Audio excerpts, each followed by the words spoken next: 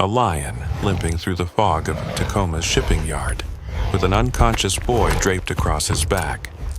No explanation, no handler, just the two of them, one feral, one fragile, walking out of a condemned warehouse like survivors from another world.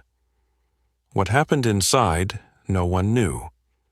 But the world stopped to watch and ask, why would a predator save a child? Before we begin this unforgettable story, would you mind sharing where you're from in the comments? And if stories of love, loyalty, and second chances move you, please give this video a like and consider subscribing. The air was soaked in salt and silence along the Tacoma waterfront.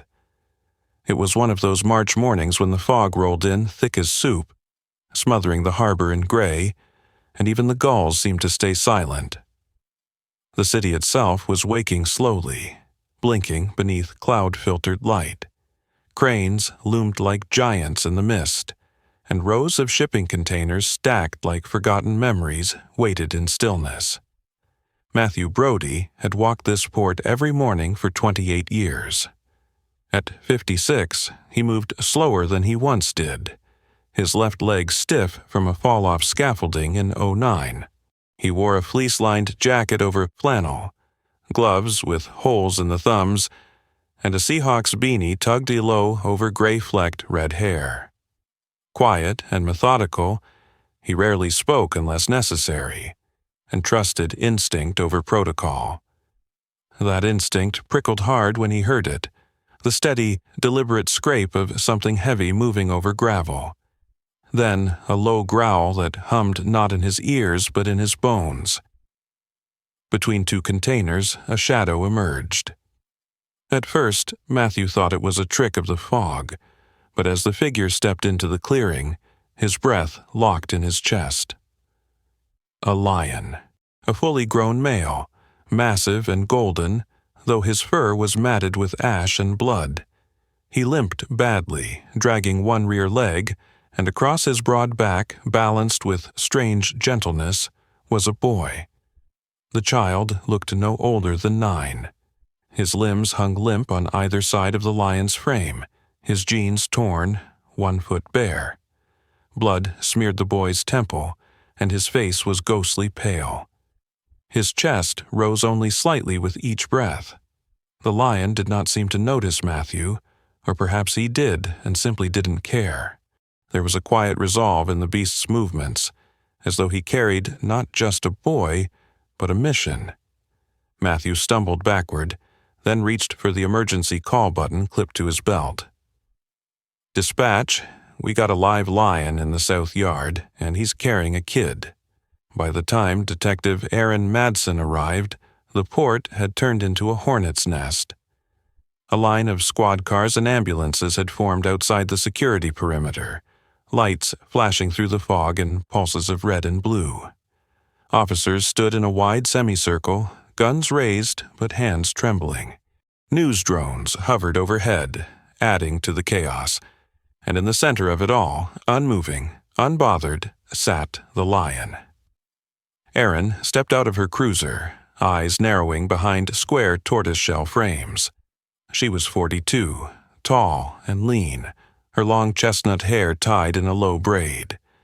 Her posture radiated control, but not rigidity, born from years in the Seattle PD, and hardened by personal loss. After her younger brother died in the foster system, she had transferred to Tacoma, hoping for quieter cases. What she got was this.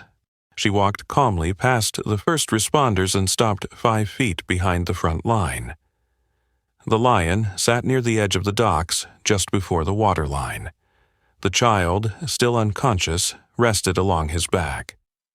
"No sudden moves," Erin said under her breath. "He's not attacking, he's shielding." The lion's golden eyes lifted to meet hers. They weren't wild, they weren't fearful. They were tired, deeply, immeasurably tired, but alert, intelligent. One of the SWAT officers muttered, "I've seen war dogs freeze less than that thing." Erin nodded once. "Because it's not an animal on instinct. It's doing something it was trained to do. The ambulance parked quietly.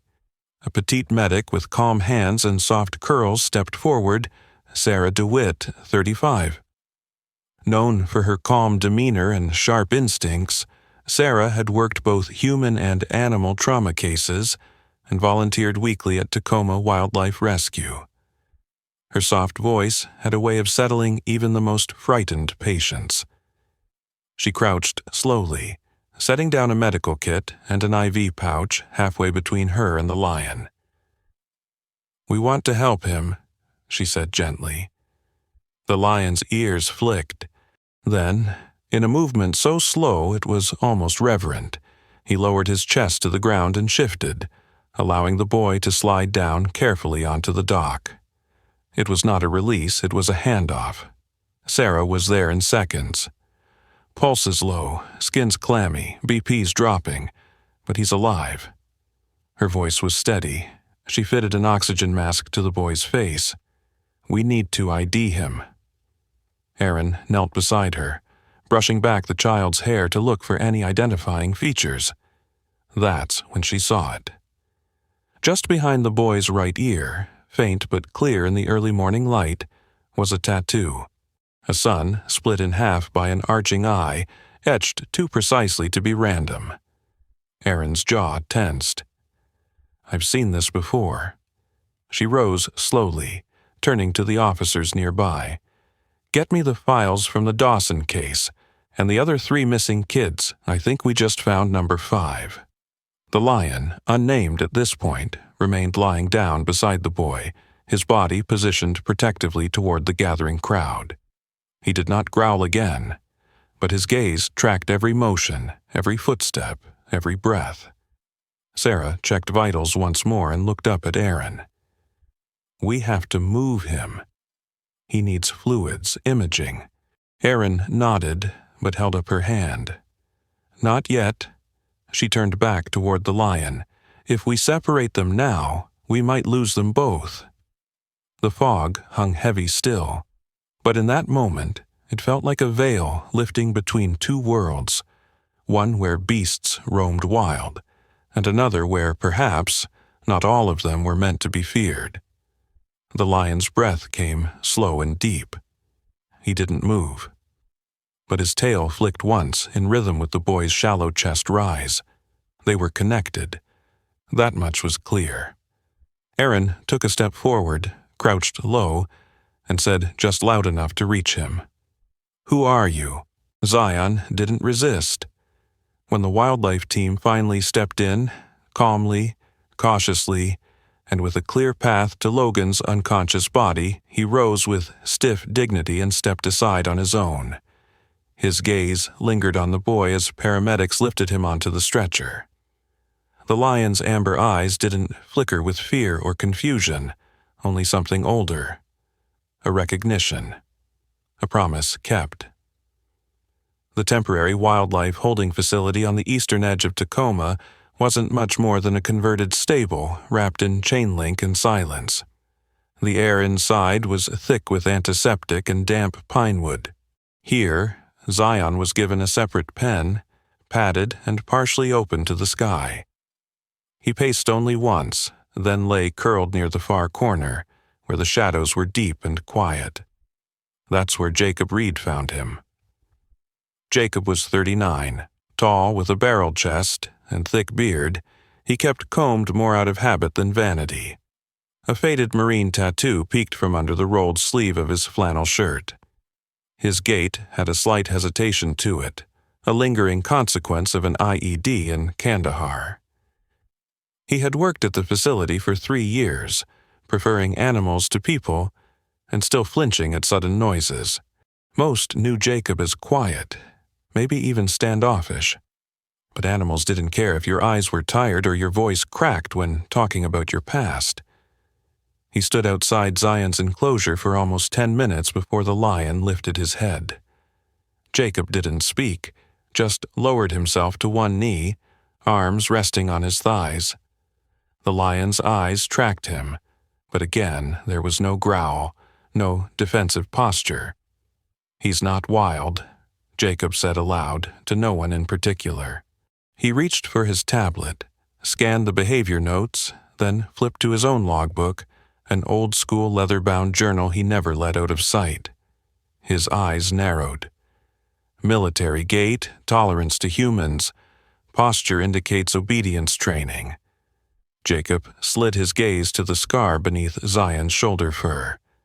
It wasn't from a fight, it was clean, precise. Branding. That night, long after the last staff member left, Jacob returned with a folding chair, a canteen of water, and 2 slices of venison jerky. He didn't enter the pen, just sat outside the bars. He whistled softly, a military tune, slow and steady, and waited. Zion didn't approach, but his breathing shifted, slowed, and when the moonlight cut across the pen, Jacob saw it, the lion's paw twitching gently, mirroring the rhythm of the whistle.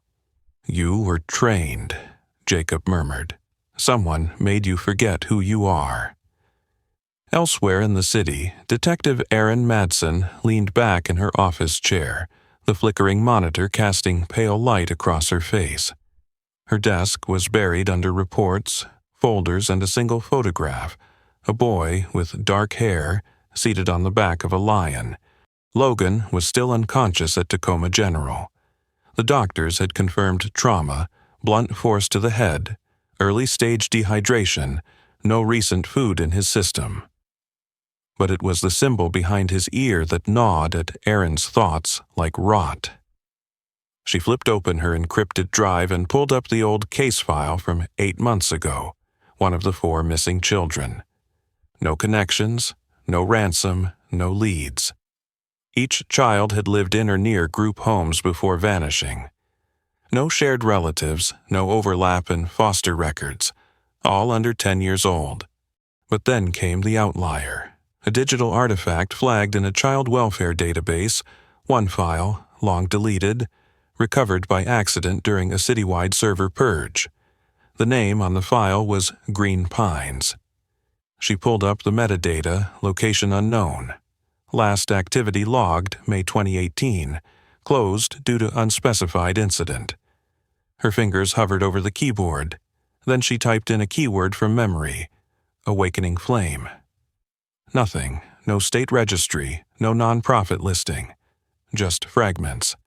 News clippings from 10 years ago. A fire in the Cascade foothills. A foster facility under investigation.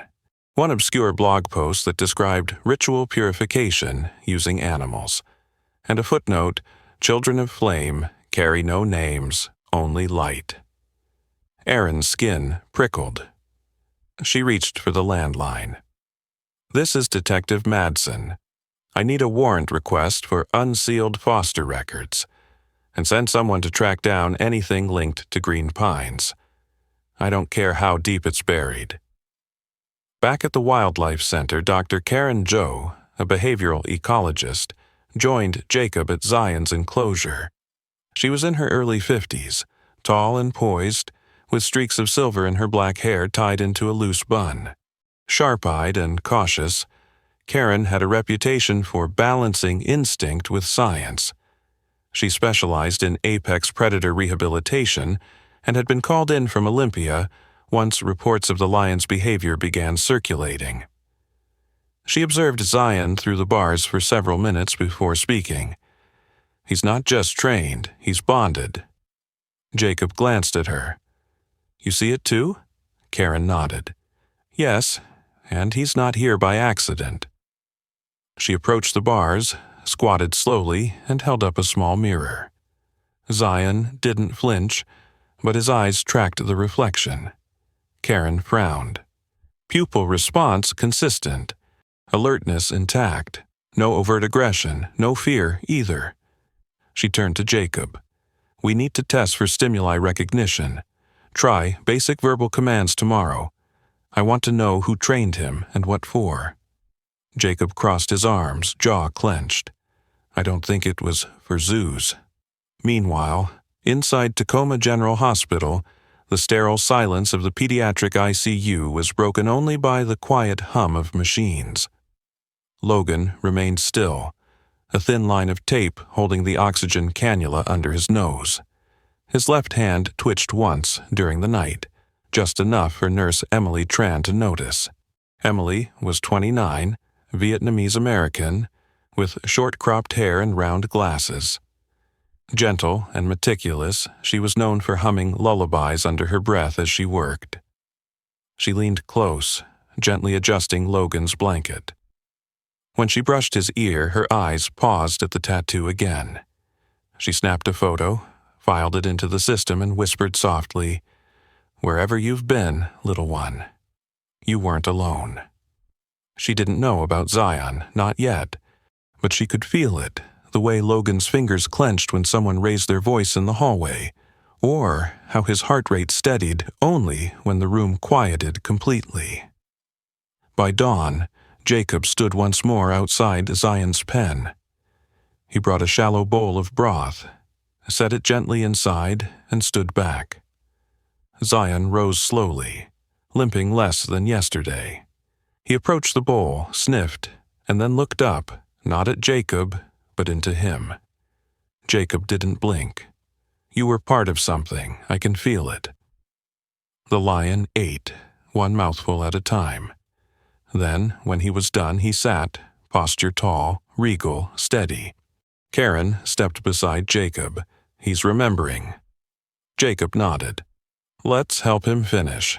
The morning Logan Carter opened his eyes, the air inside Tacoma General Hospital shifted. The ICU had never known true silence, only the beeping of machines, the shuffle of rubber soles, the whispered reassurance of nurses.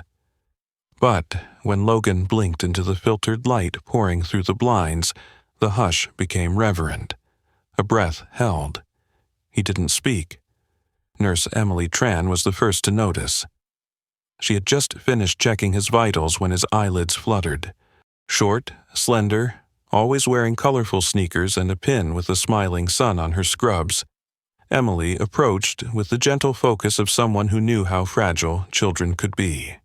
Her voice barely rose above a whisper as she leaned in. "Hey there, sweetheart. You're safe now." Logan's eyes were wide and glassy. He didn't nod, didn't flinch, just stared ahead, unfocused. But his fingers, small, dirty beneath the nails, tightened slightly around the hospital blanket. Emily didn't push. Instead, she hummed softly as she always did, a slow Vietnamese lullaby her grandmother had once sung during storms. An hour later, Detective Erin Madsen entered the room with her tablet in hand. Logan still hadn't spoken, but she had something to try. She pulled up the video, grainy footage from a bystander's phone the day Zion emerged at the port, carrying Logan through the fog. The moment she tapped play, the deep, rumbling growl of Zion's voice filled the air like thunder behind glass. Logan sat upright. The movement startled even Emily, who had been reading by the window. Logan's eyes snapped toward the screen, wide and alert. His breath caught. Then his hands began to move. Erin handed him a pad and a pencil. Logan gripped it tightly, as if he had used it before in moments like this.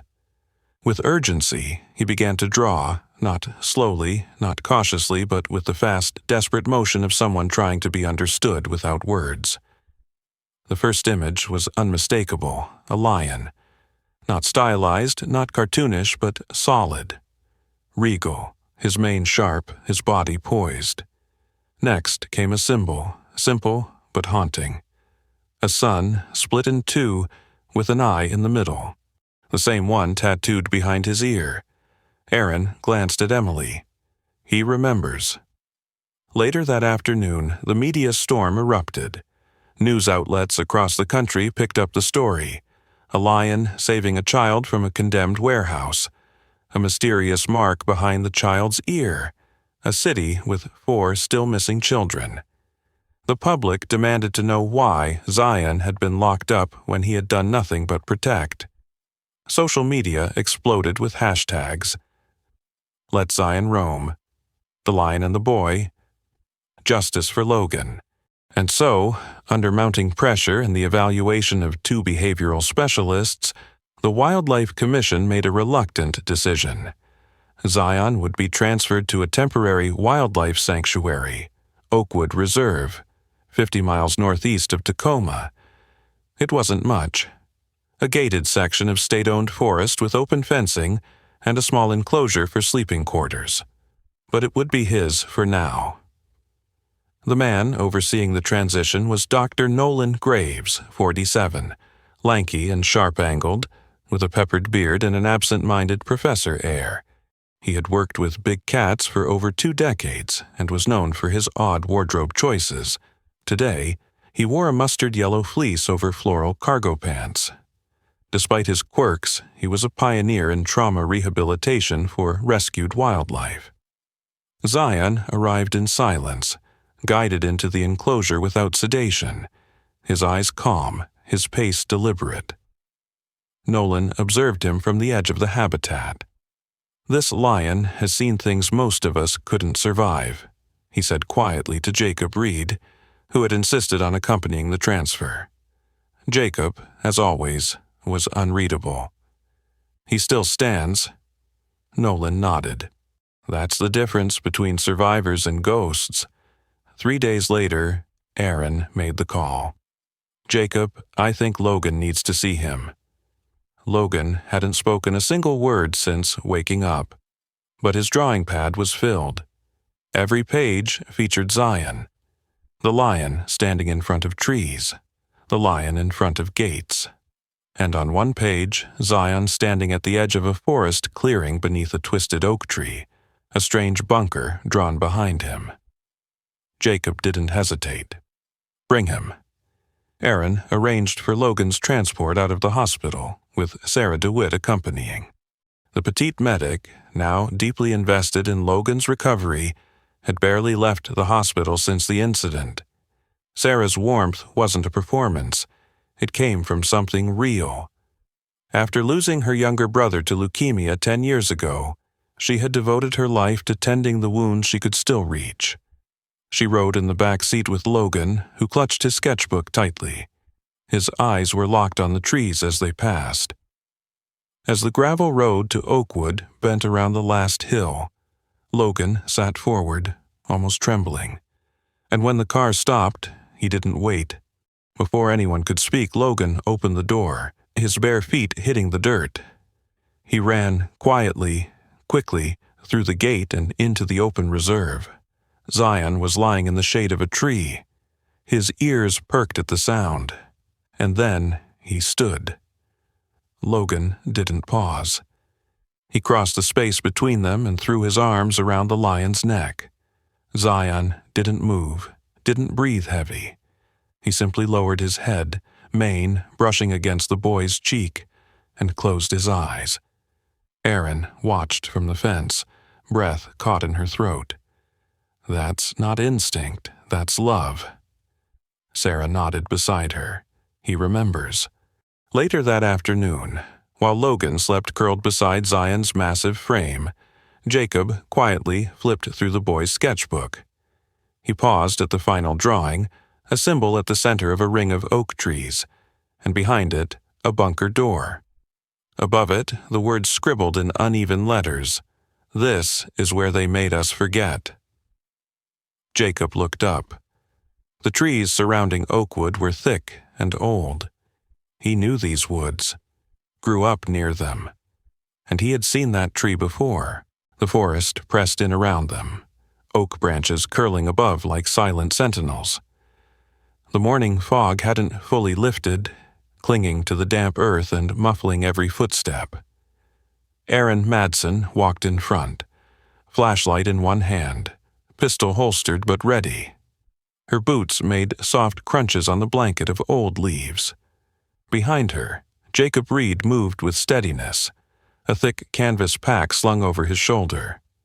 Logan followed between them, clutching his sketchbook like a lifeline, and just behind, Zion padded through the brush, silent as breath, his presence both shield and signal.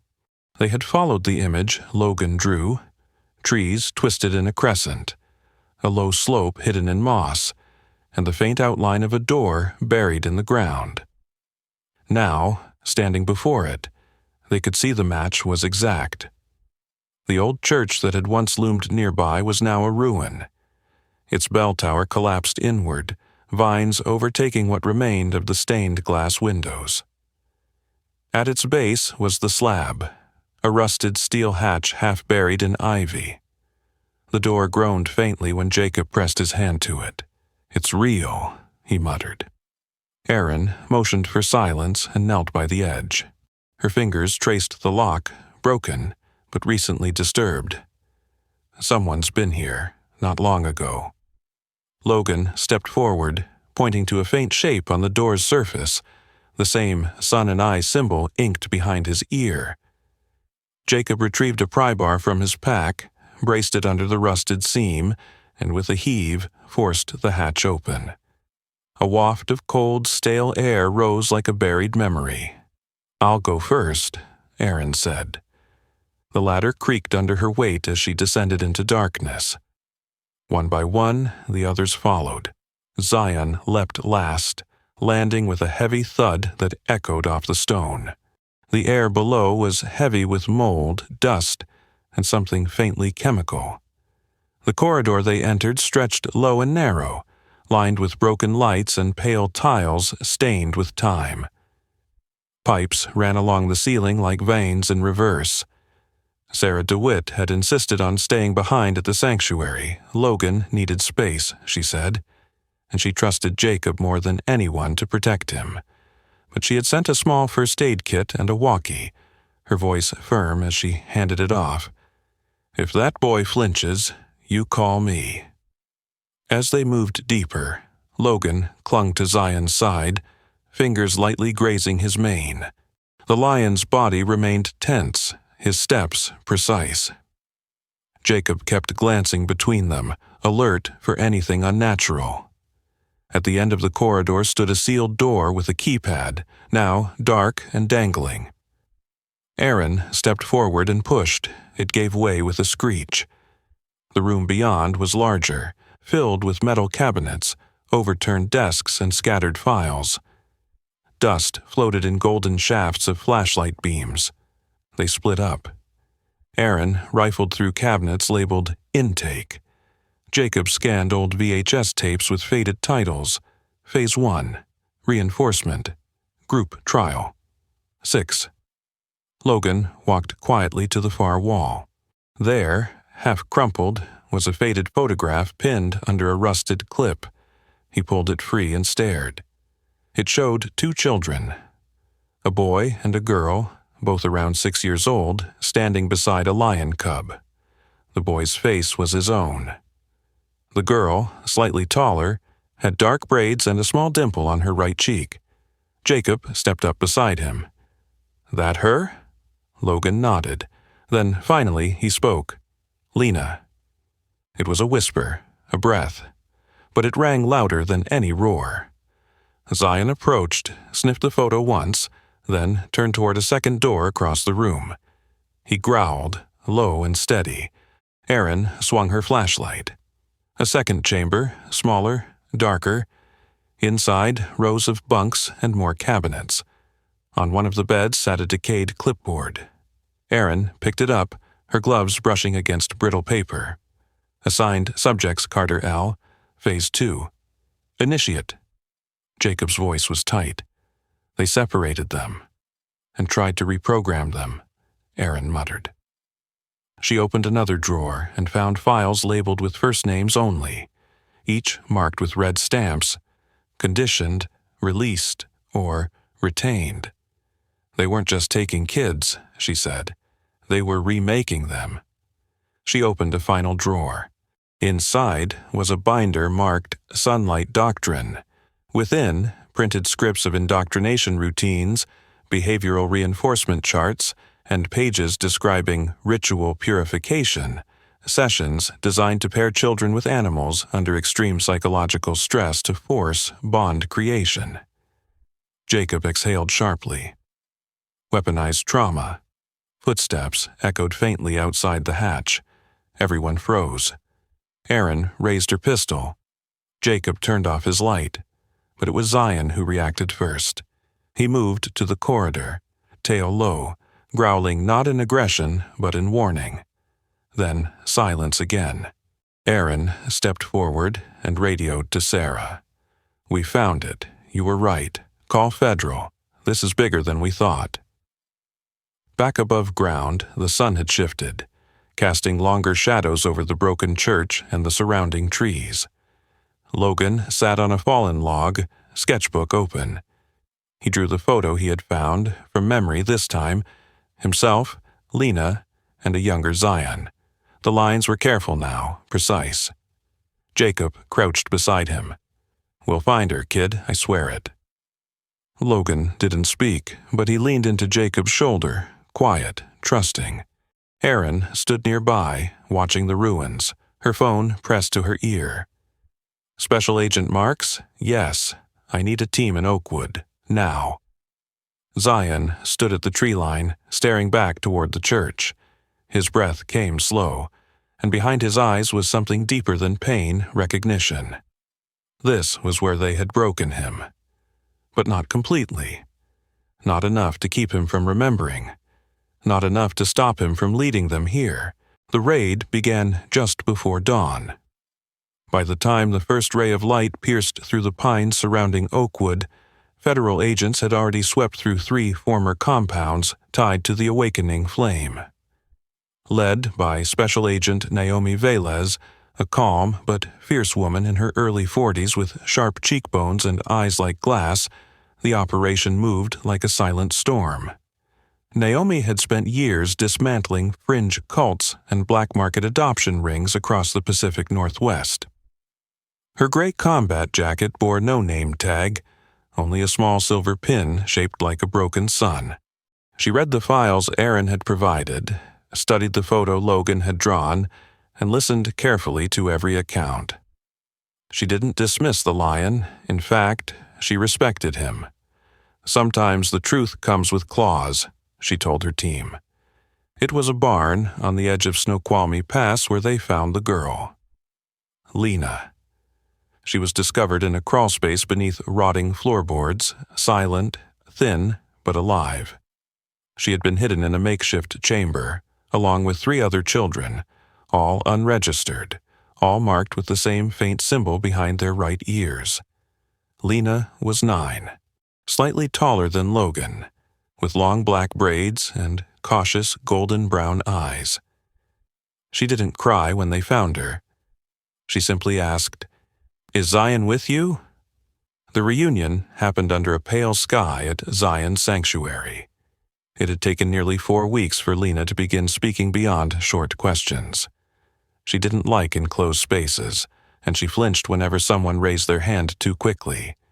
But when Logan walked out from the cabin porch, holding a wooden lion figurine he had carved himself, she stood still. Then, without a word, she ran to him.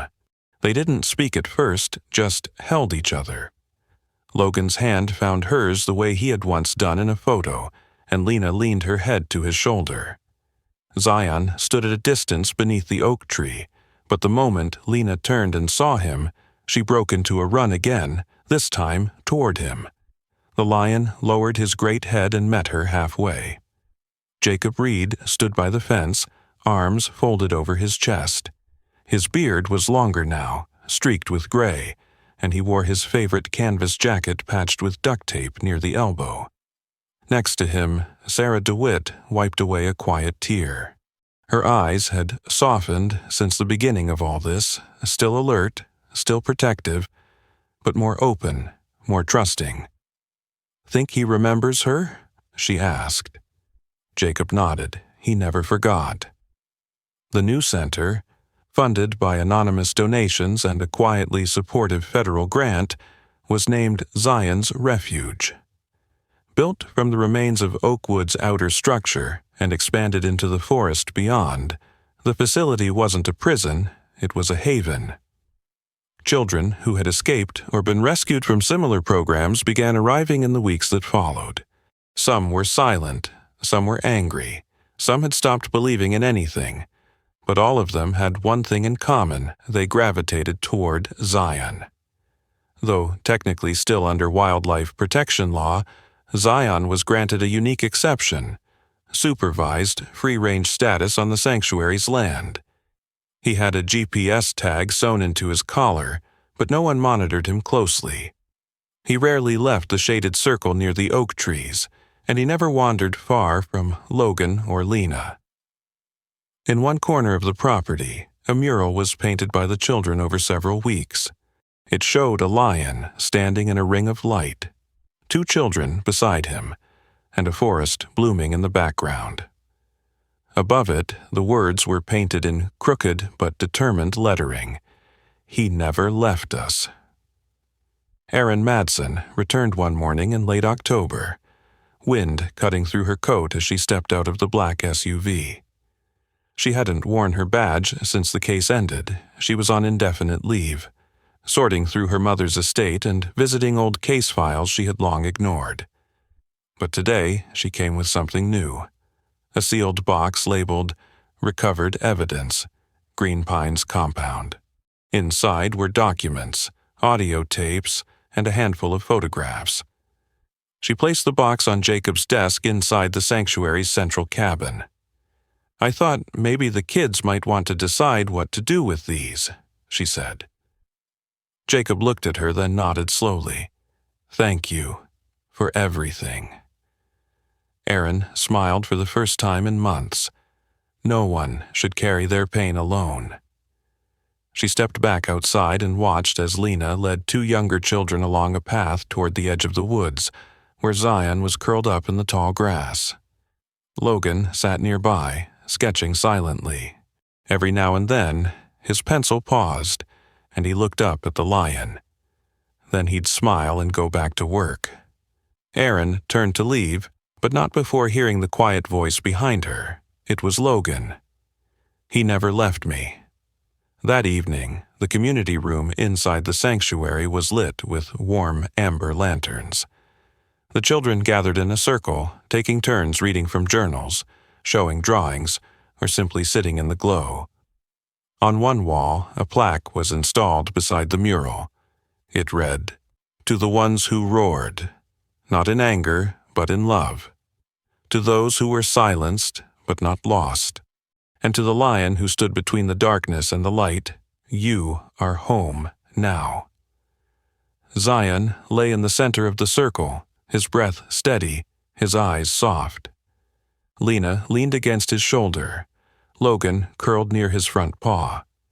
Outside, the moon rose, silver and round, painting the pines in quiet light. And somewhere in that stillness, something unseen shifted, not an end, but a beginning. Sometimes the most powerful miracles do not come as thunder from the sky, but as a wounded lion who refuses to leave a broken child's side. The lion beneath the tracks is more than a story about survival. It is a testament to the belief that love, loyalty, and divine protection can appear in the most unexpected forms, even with fur and a silent roar. Zion was never just an animal. He was a guardian. A living reminder that God often sends help not through what we expect, but through what our hearts truly need. In our everyday lives, we pass by people who are silently hurting, children who are searching for safety, and souls crying out without a sound. May this story remind us all to listen closely to the silent roars, to the softest cries, and to the quiet ways God still moves through the world. If this story touched your heart, we invite you to share it with someone who needs a reminder that miracles are real. Leave a comment if you believe in second chances. Subscribe to join us in telling more stories that honor courage, faith, and compassion. And if you believe that God sends His angels in many forms, even through a lion named Zion, comment below with one simple word: Amen. May God bless you and everyone you love.